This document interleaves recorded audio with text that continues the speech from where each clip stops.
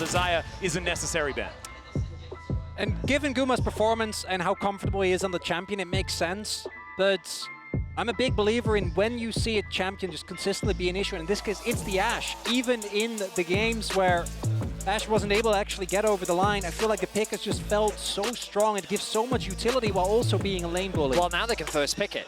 Now T1 is saying, hey, by the way, do you want to ban Aurora or do you want to ban Ashe? And because Gen.G is going to take one of them, the Aurora comes through, you imagine the Ashe is the first pick.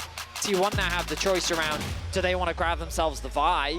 It's proven to be very effective, but also what is their answer into it? Because the truth is, Guma hasn't really shown something like an Ezreal, right? This is not something that he goes to, which we've seen as a typical answer at Worlds. Jhin would be his likely response. Something like the Caitlyn would be his usual. Maybe a Draven could come through. But given the current meta, with all the presence of the lane swaps, I'm not sure how effective they are. And I was going to say that this is something that we've seen come out sparingly this Worlds. This was Gumayusi's best champion Varus, for a long time. His Varus steals Barons, steals hearts. It's incredible. As Oner just playing with ours just a little bit there with the hover of the Kindred. We'll see whether he does go back to that one. As he's hovering over quite a few options, the Skarner could be a great pick away, and he is going to lock that one in. Is this a, in case of emergency, pick Canyon Nidalee situation again? We saw it come up against FlyQuest. He's got a smile I'm on his seeing face. a very slight smile on that man's face, and this was the pick that brought Gen.G to Silver Scrapes. He single-handedly, and they're just running it back. They were here last week. Yep, we've got some tape of this one, you know? Let's see what the answer is going to be from T1 though, because of course they know exactly what to expect. I mean, Canyon's Nidalee. What else is there really to say? I mean, you're 100% right. Jax would be a great pick. It looks like that's going to be the lock-in for T1. Double 80 carry comps. Jax loves those. His E gets so much value out of it. He offers so much zone control. But, I mean, game 4, backs against the wall.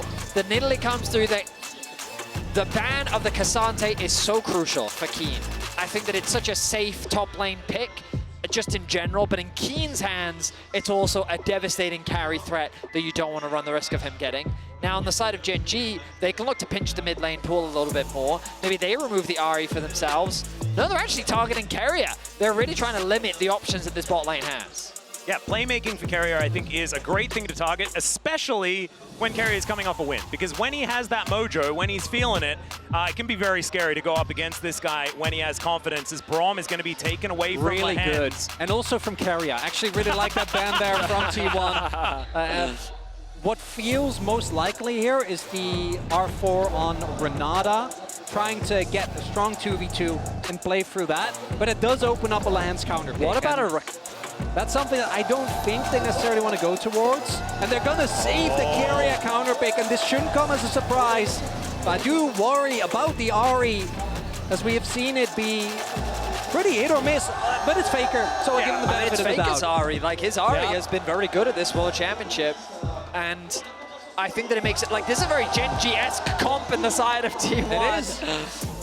Meanwhile, Gen.G, the Poppy, I think, offers a decent amount of value here, both into the Ahri and into the Jax. Playing towards Kiin's team fighting as well, I think, is a really good idea in this game, because I think that when Kiin is under pressure, that's what he plays towards, not necessarily smashing lane. They need a Leona or a Rel right now. They need some engage to come through from Gen.G.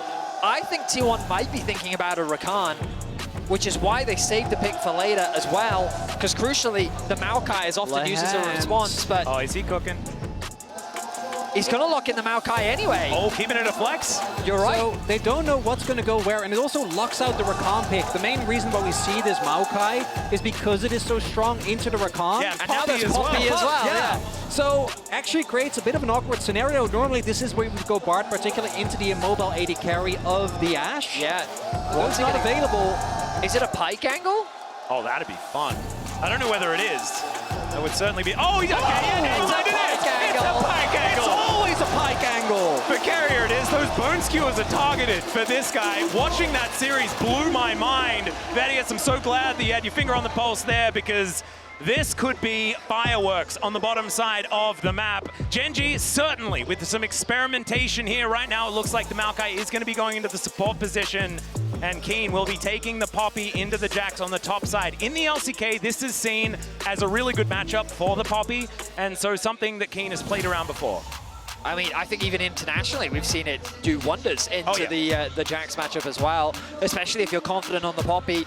The crucial thing for me is when playing Ashe, you need lane prio. Sorry, Ashe. When you're playing with Nidalee, you need that lane prio. We've seen Canyon succeed so well at playing around the strength and push of his lanes to put pressure on the enemy jungle.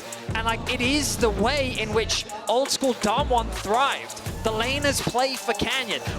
I mean, me and Quickshot back in the day used to have a thing called Ring the Beryl, where Beryl would cover for lanes to help them push out waves so the Canyon could keep farming, right? This is a champion synonymous with this jungler, and it's so crucial that his laners give him the prio to play the champion to perfection and allow him to thrive in the ways that he so often does. And we're all hoping it goes to game number 5, 100%. but if this doesn't work for Gen.G, then I don't know what would have, right? I know that Tristana not in the spot that she was before, but you somehow get both Tristana and Maokai, which was a combo that was basically never be allowed to play, while also getting Canyon Nidalee. That is definitely an incredible thing. However, this is T1 at Worlds, and T1 with match point. Moving into this game number 4, a date with BLG next week in London is what's on the line, and there is only one step left to take. And they are double Halo Bladesing. Oh, God, we remember from spring 2023, when you see those keystones, the enemy bot lane is about to have a bad time. Something's gone down.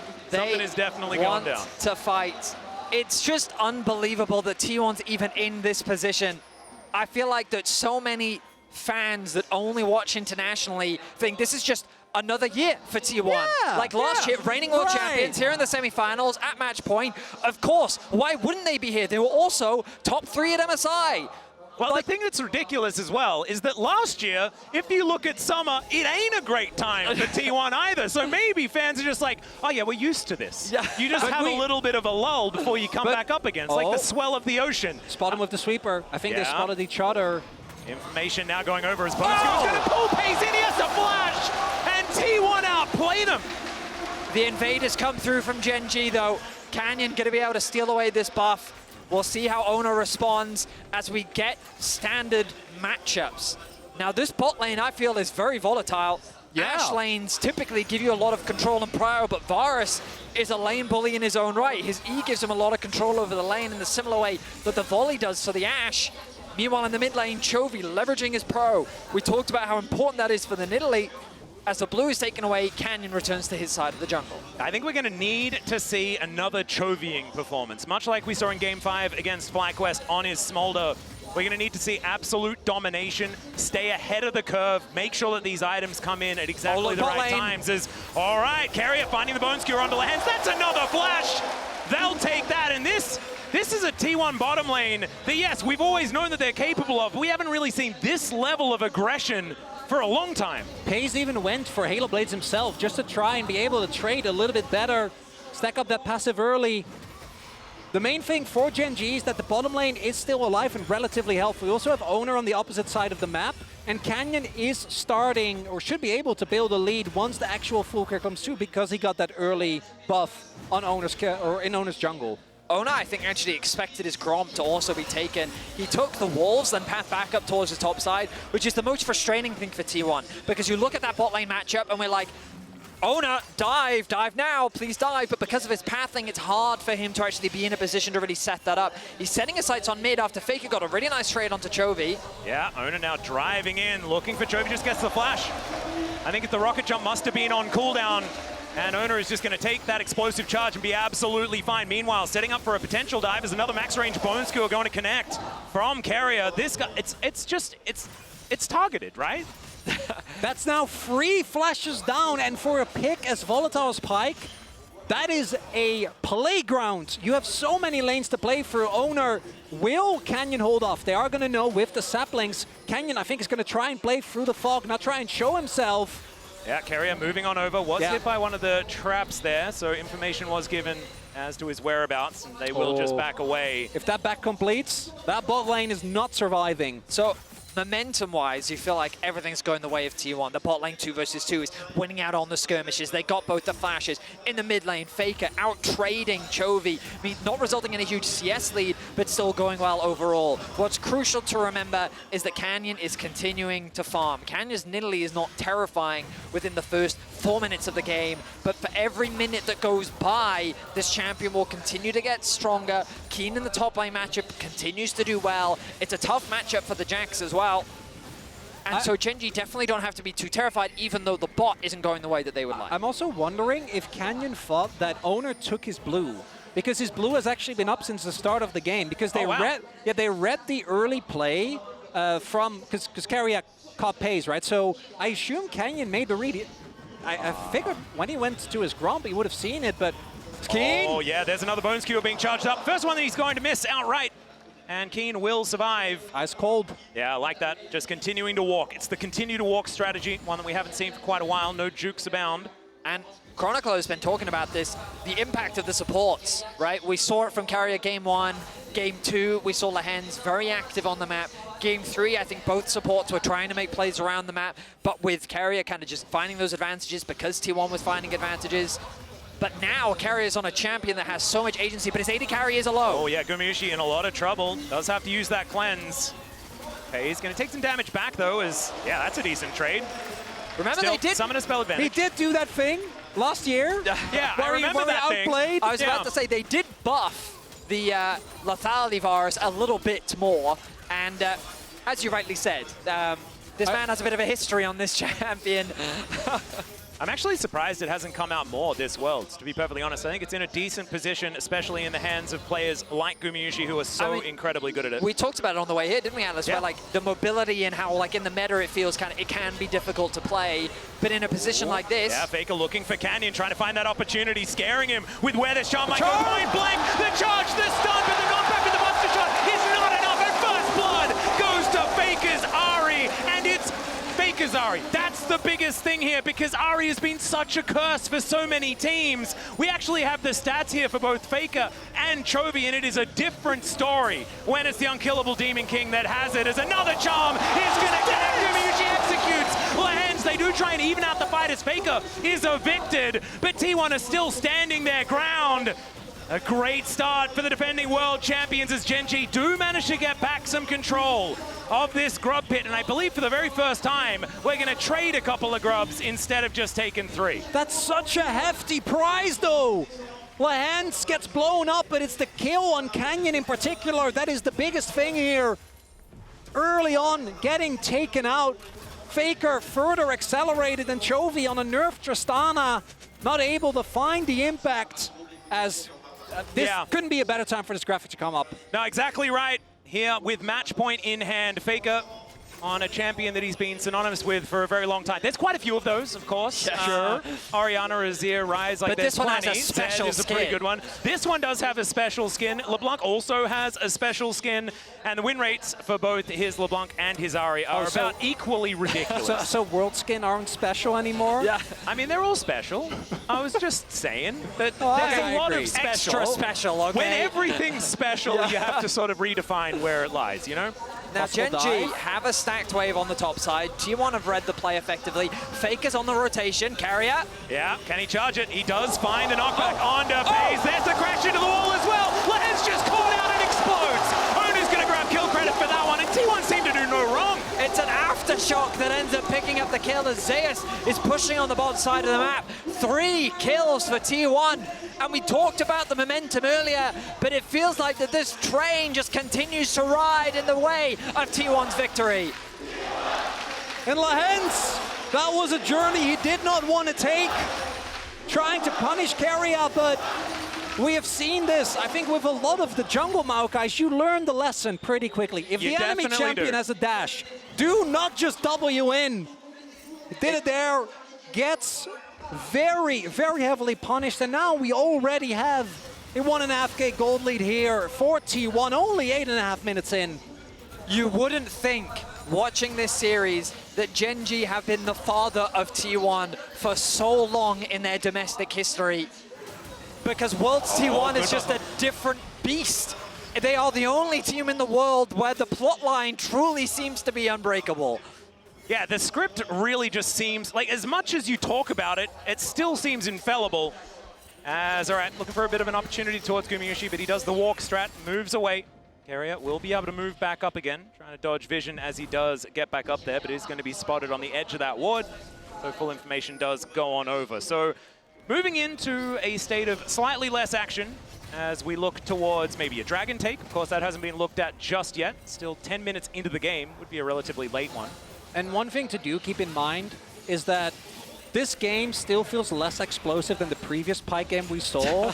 And T1 did have some issues closing that one out. They Pyke, did. As good as Pyke is, and for as long as we've seen Keria play this is the game state that you want, and I think we need to see more objectives, right? Like, I think the gold alone is nice, but I want to see dragons being taken early, and I want to see that Rift Herald take down that mid lane, because the moment that control of the map is ceded and vision starts to drop, that's when the Pyke feels unpunishable. And I also think that this whole series has been about who can play the game plan that they wanted to play coming out of the draft. And I don't think that either team has been denied just yet.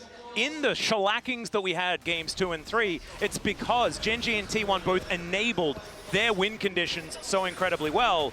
This time around, we haven't quite seen that happen just yet. Still an opportunity for Gen.G to try and turn the tides of this one with moving Chovy into side lanes, obliterating these turrets and creating leads that way.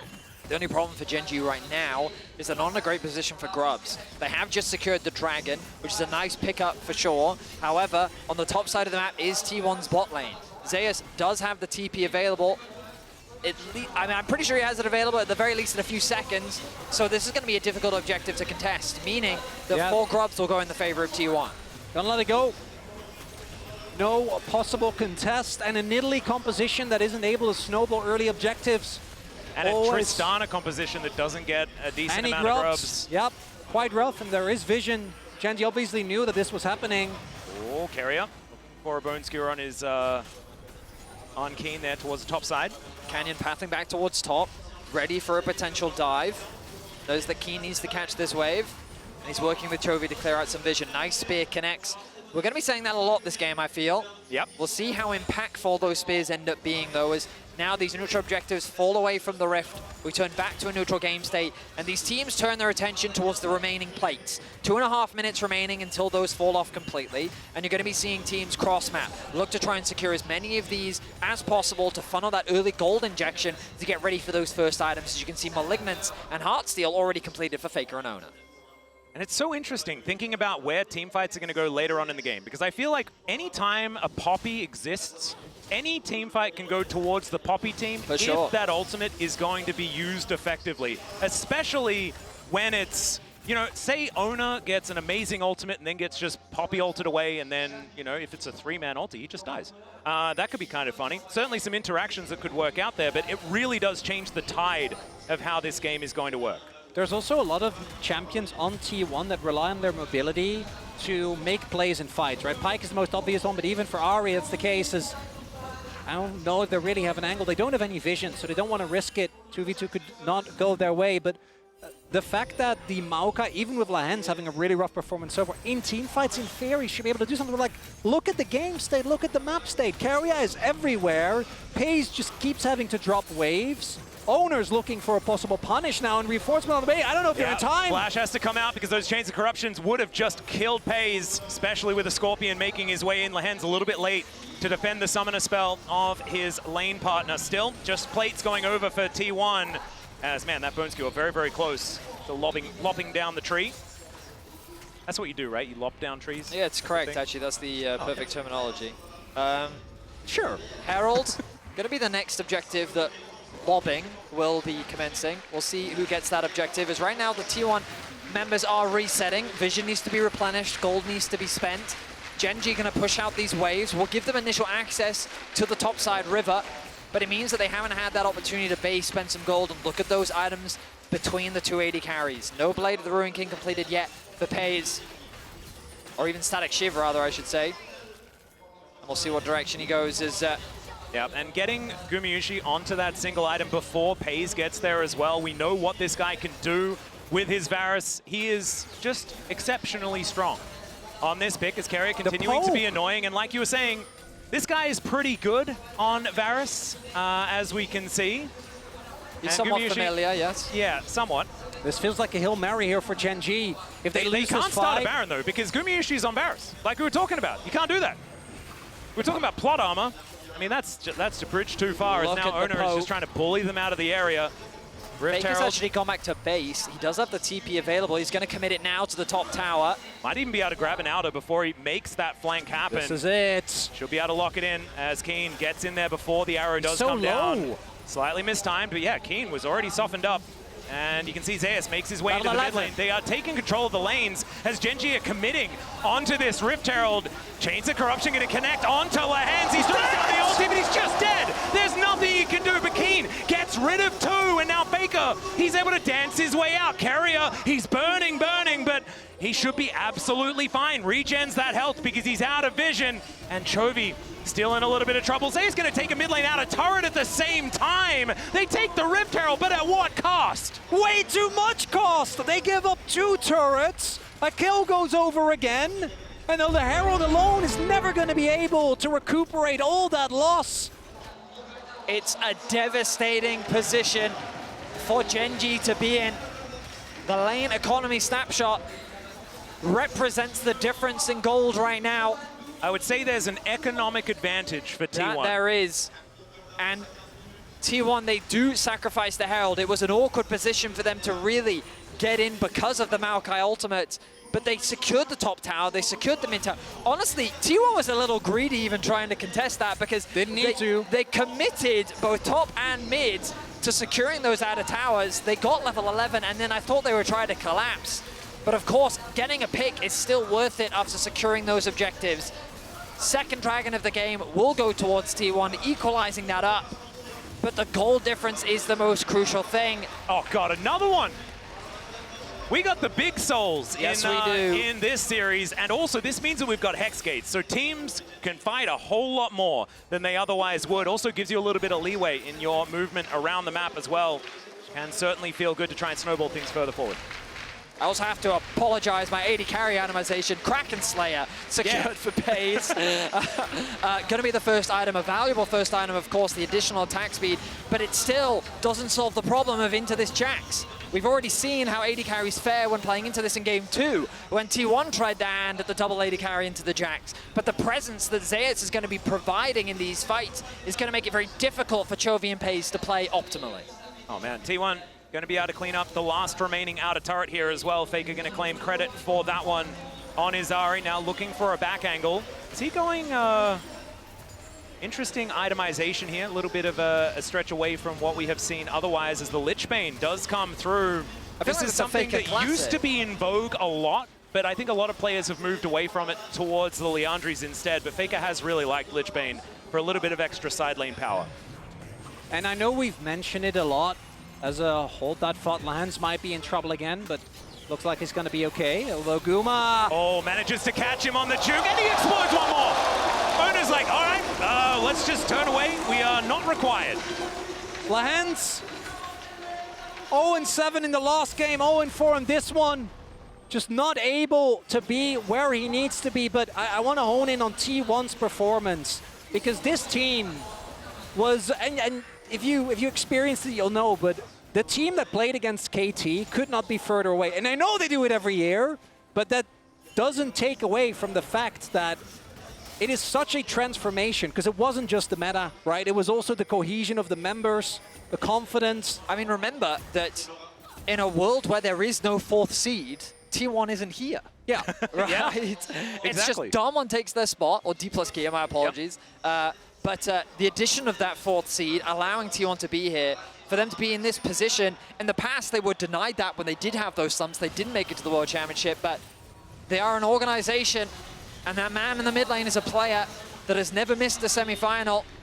And also, if they manage to win here this year, it's 2 4th seeds from the LCK winning in the last 3 years. That's kind of insane. That's even a thing we can talk about. You guys need to stop. We are getting a bit ahead of ourselves. We are definitely getting ahead of ourselves. T1 fans are definitely getting nervous. I apologize. I know I'm like not even allowed to tweet about this team anymore, if you know that. But the as soon point as I is, say anything positive, they lose. The reality is that the position that they're even in is already in and of itself ridiculous considering the path that they took to get here. Which is why their performance right now should be reveled given how well they've been able to level up. Now, as you rightly said, 5-0 is the score, the lead that they have, 5K is the gold lead, Baron spawns in 50 seconds, Dragon in 1:50. Gen.G still have elements. They still have tools to turn the game around. It all comes down to whether or not they can punish T1 for their mistakes and if they can find a good angle to turn these fights in their favor. And Gen.G have been pushed many times this year. TES brought them to 5 games at MSI after a 2-0 lead. They were able to persevere. Oh, Faker looking for the charm, doesn't get it. On to Canyon there, but gets the true damage on that Orbit Deception.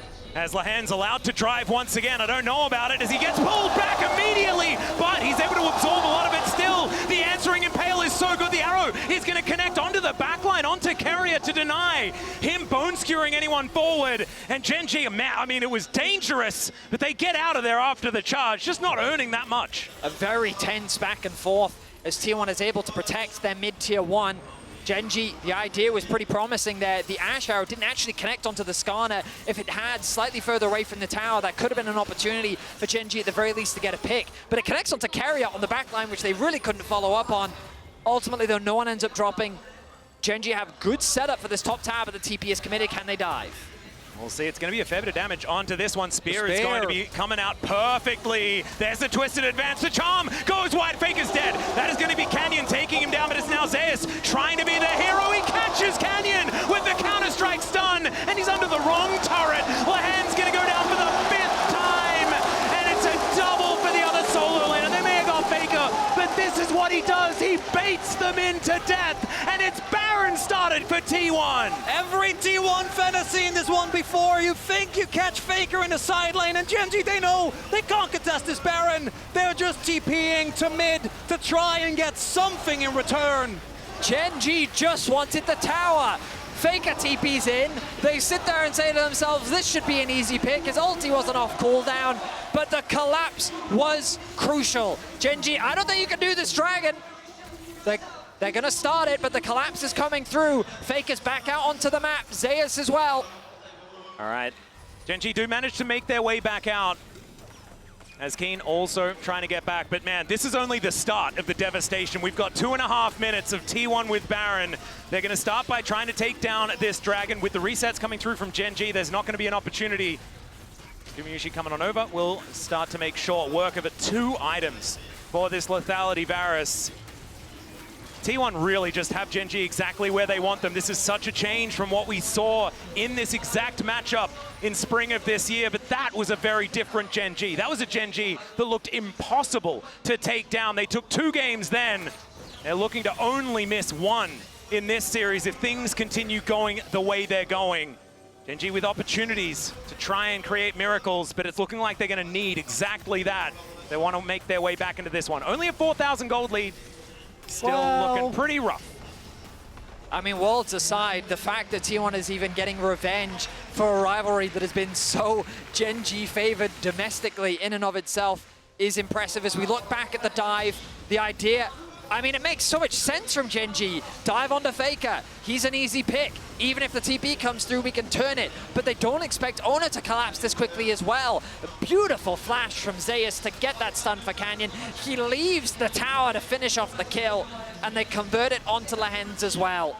Canyon actually, I think, got aggro because of the Leandries. So because he hit the perfect spear to set up the initial damage, because there was a wave, not a big one, but would have been enough, but as a result takes so much damage. Baron still here for another minute. Gen.G just desperately clinging on to their world's dreams.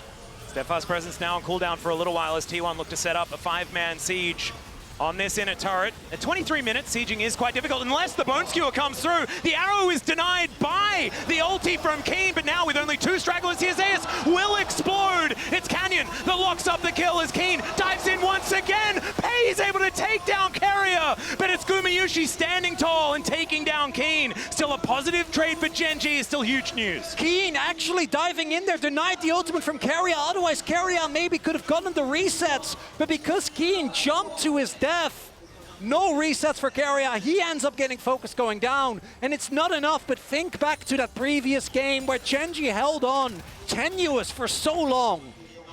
T1 have shown tendencies at this World Championship to overforce.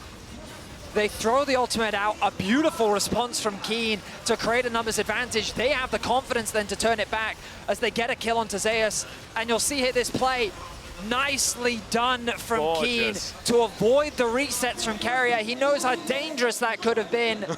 And sighs of relief as Gen.G stay fighting here in Game 4. And Helper's not even there. I think that guy is just completely overly stressed at this point in time. I'm sure he'll be back as this game does go on, but there was a little bit of a grin on Marta's face. Coach Kim as well, not looking all doom and gloom. They are still in this. We'll see. T1, Baron has worn off. 2.5 minutes until that one's back up once again. Still a 4,000 gold lead, 5,000, something like that. Not end of the world, but 2 items now onto Chovy. 2.5 on Peyz. 1-0-1 now, actually picking up a lot of that money in the last fight. Could be huge here for Gen.G. Death kept done here for Faker. He's pretty strong. He is very strong. I would argue also just now the transformation for Guma. So T1 do have an opportunity. The one Drake, not as good of a cushion as last time, but still is going to be a big difference maker for Gen.G. Means that they probably should be able to get it to 3 items on their double AD carries. The issues don't stop there though, because Zeus on this Jax in a wonderful position is building towards that stopwatch as well, allowing him to play very far into the back line. The problem I see for Gen.G is this poke is a problem. And Kiin, I think it's going to be fine. Extremely tanky. Yeah, but the poke is a problem, and not only is it a problem, like, they don't have the best engaged tools. T1 have a lot of ways to just run away from a fight. Oner. What? Now, I don't think T1 need to be forcing this hard. Like, Dragon spawns in a minute's time, so does Baron. Oner committing his flash there, I think is a bit of a fumble, because now he doesn't have the potential play setup with his ulti later. And, like, this is a tendency we see with T1 sometimes when they have a big lead. They sometimes overforce. They did the same thing against top eSports. They ended up still winning because, again, the gold lead is theirs. But they need to calm down because, as you both have already highlighted, Gen.G are a patient team. They will happily weather the storm. I want to go back to the last game as well, though, because T1 were playing very patiently, very slowly, only taking the guaranteed advantages from around the map. This feels a little bit different. Might have something to do with that Pyke being that good sidestep, but the charm is going to land here from Faker. That one chunks Kiin. That's those 3 items that you guys were talking about. Faker also starting to get some Death Note stacks put together. One of the few tools that Gen.G do have is actually Canyon's heal. Every single heal has a base heal of 240 going up to about 500. If you are chunked, that alone is not going to be enough, but it might be the mitigation that Gen.G need to at least try and contest. And it looks like they are not giving over Soul Point for free. Well, Keria is going to walk into Lehends here. Pyke so incredibly squishy. There's the teleport from Kiin. The front line will arrive. Chains of Corruption do go wide. As now Lehends, he's chunked out just a little bit, but he's going to throw his life away for a good position in a team fight. Keria on a flank angle. It is going to be Oner taking Soul Point, but can they win the fight? That's a phenomenal ultimate from Kiin, and Peyz is untouched. Still, Keria explodes, pops like a balloon. Zeus has the counter-strike, but he has no friends. Faker dives in to try and save him. The flash on Chovy, and it's a double kill. Peyz now standing his ground. Gumayusi can't do anything, and Gen.G will ace them with Baron up and available. Unbelievably, Gen.G turned the fight in their favor. They punished the execution. Baron is alive, and Gen.G say, we will not go down without a fight. You might kill Lehends 5 times without getting punished, but that 6th one, he's got you right where he wants you, as the Baron is going to come through. Oh man, and look, he may not have got the dragon or anything like that, but Canyon on this Nidalee, it always just seems to be something that can work out even when it's not supposed to. Late game Nidalee is not supposed to be a thing, but man, Kiin coming in as such a hero. The ultimate from the Maokai was huge. They're coming in from all angles, but Oner dying first. The target selection is great. They're all in the dragon pit. They then turn their attention to Zeus. A reset doesn't come through. Faker, he's only got, well, he does get 2 charges off. He tries to collapse on a Chovy to get the reset, but then a nice flash away from Chovy. It was simply a matter of Gen.G targeting the person in front of them. And with the double AD carries in a front-to-back composition, Gumayusi just doesn't have the consistent damage. Well, Arrow gonna go wide as once again, Gen.G are looking for Faker. Not again. And yeah, they're just like, no. Look at that. We remember what happened. Yeah, how, like, what? It's the most damage in the fight. It is absolutely nutty. Maybe when he puts on Primal Surge, he gets credit for all of the extra attack speed that he gives his I mean, I his wish AD that we carry could watch friends. that fight again, because I feel like there were so many things that we missed. But all that matters right now is that Canyon's level 16. That's a 3-item Nidalee, ladies and gentlemen. And now it's Gen.G that can begin their offense. The poke from them. We talked about Gumayusi's poke. Well, now it's Canyon's turn to get a bit of revenge. And Vedi, in the previous game, you told about the waters, you know, the feeling of, oh, what if? Because maybe it was just a game delayed. Yeah, you were right, just a little bit early. Gen.G haven't done it yet, though, because all this has done is equalize the game, right? Oh my God. But look at that jump upwards, and the double AD carry now have hit their spikes. All right, Bone Skewer going to connect, but the spear does too. That is a decent impale, only onto one there as Lehends able to eat some turret shots, and he'll be okay. Man, that Primal Surge almost gave him his whole health bar back. And the siege will continue here, as Chovy getting more and more stacks into that passive as well. Level 16, and the spears are hitting one after the other. Faker, he wants out. He's going to kill that siege minion, and they will back away. Keria, yeah, not wanting to stick around when he is seen on vision. The charm from Faker didn't actually connect, even though Oner was able to land the ultimate. The top tower is now exposed as they turn their attention to mid to try and defend. T1's base is beginning to fall apart. They still have some towers remaining. But as you rightly said, Cronicler, return to an even state, and the Dragon Soul is on the horizon.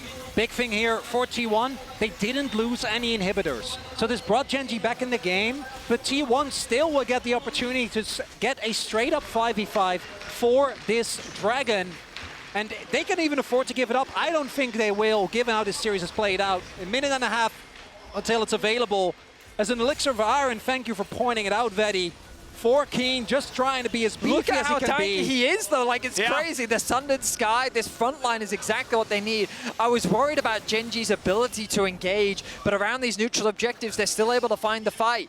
And what looked like a devastating collapse from T1, Gen.G handled it so beautifully. Summoners are coming up. Maybe T1 can find an angle before that flash is back up for Chovy and Peyz, but I don't expect it. It's Gen.G with control around the Dragon. The amount of homework that they're doing as well, you can see this vision shutout. Yep, lights go off. And there is an Umbral Glaive here for Keria. They have ways to cheat vision in this game, but he's on Pyke. You can't face check anything without just popping. Yeah, particularly into both Maokai and Poppy. Another thing is that T1 doesn't actually have great hard engage. They have really good pick, which is why the game felt so one-sided. But outside of Oner going in, or like Guma, you know, going in with an ultimate, Faker hitting a charm, that is a lot more telegraphed, or it puts you in a position of danger. And engaging onto Gen.G is also a nightmare. Tristana is notoriously hard to collapse on. There's a Poppy and Maokai combo in the game. And there's a lot It's fascinating how quickly the dynamic shifted, right? It's just, it's ridiculous. But they don't need to go for this, is what I'm saying. T1 can bide their time. I just don't think they will. Yeah, Nature's Grasp going to come out the arrow, connecting on Oner. Chains of Corruption just try and buy some space with the flash. Onto Faker, the knock-up, and he's dead. Peyz's arrows follow him into the death chamber as the impale is decent. Oner's still alive, he's so tanky, and it's Gumayusi taking matters into his own hands. The spears go wide and the Poppy goes down. It's a double kill for the Skarner, and Chovy's still alive. There's a bit of damage, but he gets over the wall, flashes, but the Bone Skewer finds him. The shutdown for Guma and T1. They want to go to London. And Gen.G trying to get the fight, but the death timers are too long. Oh, it's only Canyon versus